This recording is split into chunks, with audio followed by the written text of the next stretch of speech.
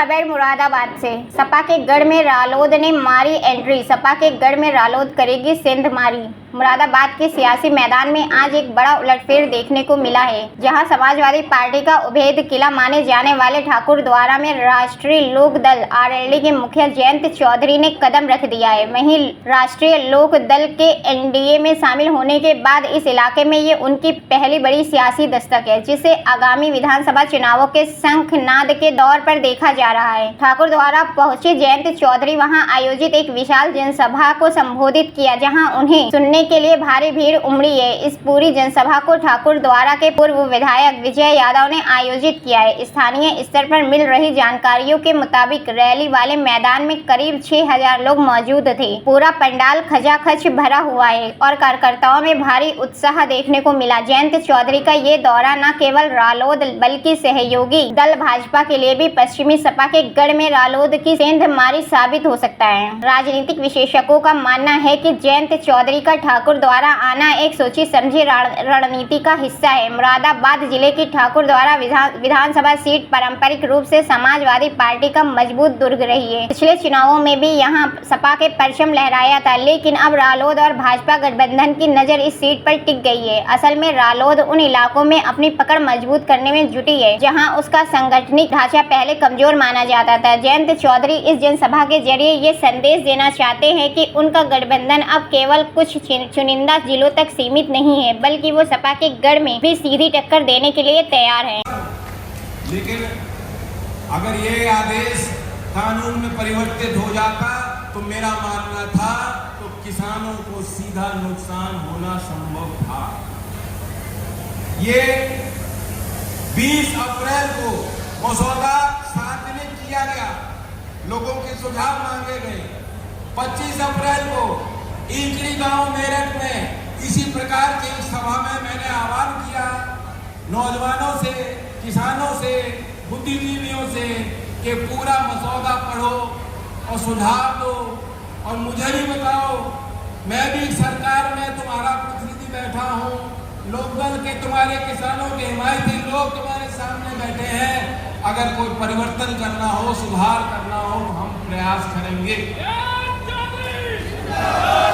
मैं जनता की उस ताकत के आगे नतमस्तक हूं, किसानों की उस निर्णय लेने की भूमिका के आगे नतमस्तक हूं, प्रणाम करता हूं।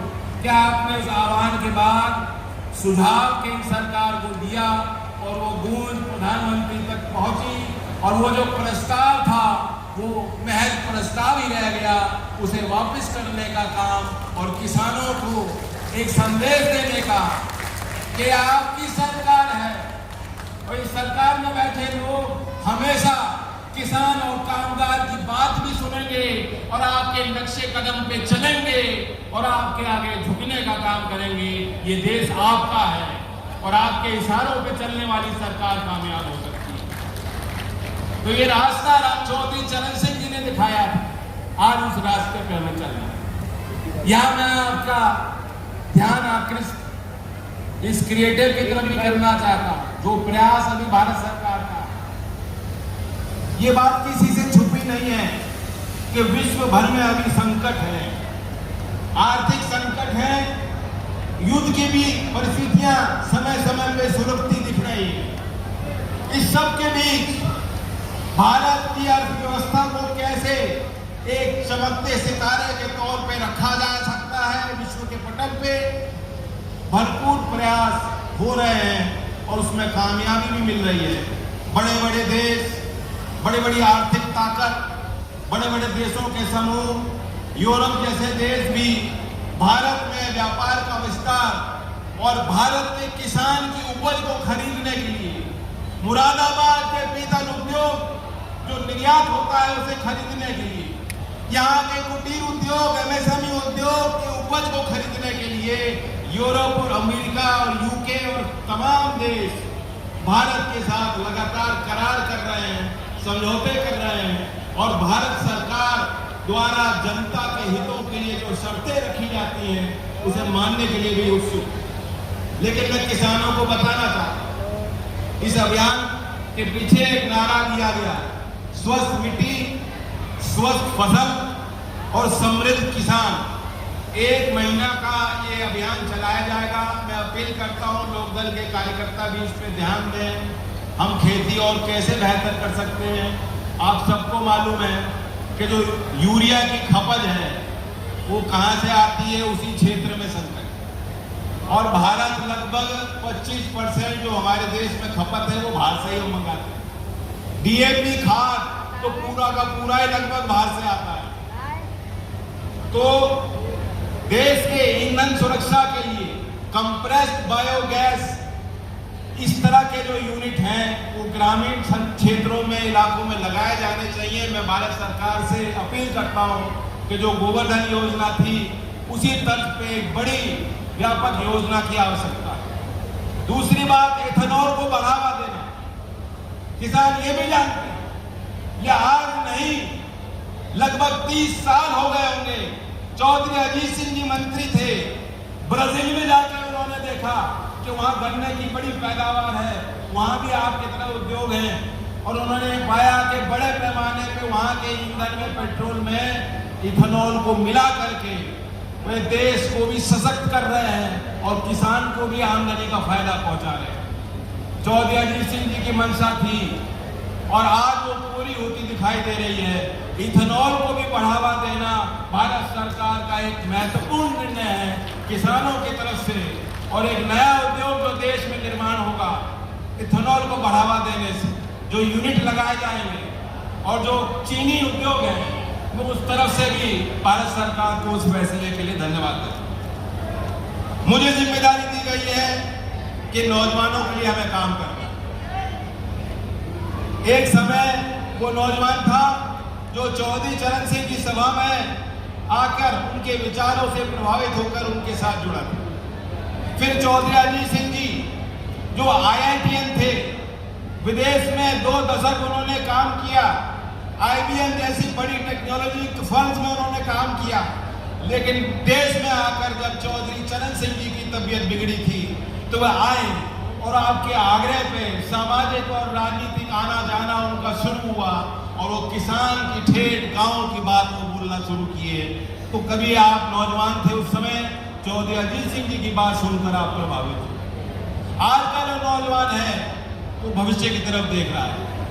खेती करके, मजदूरी करके आप पेट तो पाल सकते हो, लेकिन अगर बच्चों को सही शिक्षा दोगे और उन्हें कौशल दोगे तो आप पीढ़ी को संवारने का काम कर सकते हो। ये आज गांव का हर परिवार जानता है और समझता है। मुझे खुशी है कि मुरादाबाद किसी भी लिहाज से योजनाओं में वंचित नहीं है। 60,000 करोड़ की एक बड़ी महत्वाकांक्षी योजना ITI में सुधार लाने के लिए देश भर में संचालित है। कौशल विकास मंत्रालय से योजना को चलाया जा रहा है। मुझे उम्मीद है कि उत्तर प्रदेश में जैसे प्रथम चरण में काम आगे बढ़ेगा तो मुरादाबाद में भी जो सरकारी ITI हैं, अमरोहा की जो सरकारी ITI है, बिजनौर की जो सरकारी ITI है, इस पूरे इलाके की सरकारी ITI में भी बड़े स्तर पर उस योजना के साथ सुधार होगा और कायाकल्प की काम कर पाएंगे। मैं अब जिक्र, क्योंकि चौधरी अजीत सिंह जी भी IITN थे, एक कार्यक्रम की करना चाहता हूँ और मैं आपको निमंत्रण दे रहा हूँ नौजवानों को जो नया काम करना चाहते हैं। हो सकता है आपके पास कोई आविष्कार हो, कोई आइडिया हो, आपने कुछ सोचा हो, कोई नया व्यापार आप बनाना चाहते हैं। हर एक आज से मुरादाबाद से जो है देखिए, मुरादाबाद चौधरी साहब की कर्मभूमि रही, लोकदल के मजबूत यहाँ लोग रहे हैं। मुझे खुशी है कि विजय यादव पूर्व विधायक, इन्होंने हाल में दल को ज्वाइन किया और उन्होंने आग्रह किया कि मैं अपने लोगों के बीच रहता हूँ और उनके बीच आपको भी बुलाना चाहता हूँ। तो मैं आया, बहुत खुशी हुई। कुछ किसान के मुद्दों पे हमने चर्चा की। जयंत जी, CBSE को के जो प्रणाली को लेकर जो विवाद चल रहा है उसको लेकर किस तरीके की आगे व्यवस्था करेंगे? देखिए, जब सारे आंकड़े आएंगे और अध्ययन उस पर होगा तभी आगे के लिए हम सोच पाएंगे। मेरी संवेदनाएं हैं, मैं बताना चाहता हूं, मेरी खुद की बच्चों ने भी 10वीं और 12वीं का बोर्ड इस साल दिया है। तो कोई भी अभिभावक ये मत सोचे, हम सब उसी में हैं, कैसे सुधार हो सकता है।